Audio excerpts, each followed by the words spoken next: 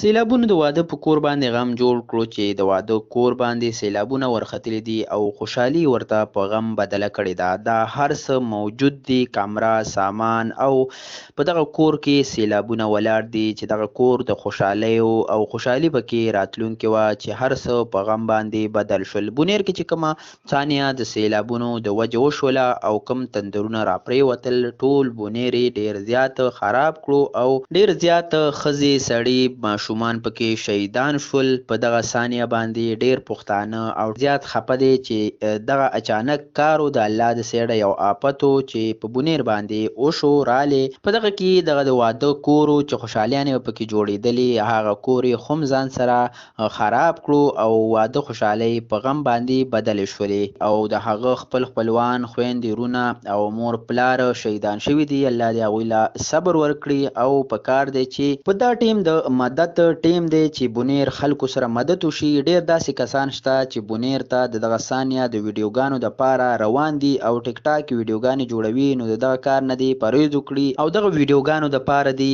نه ځي.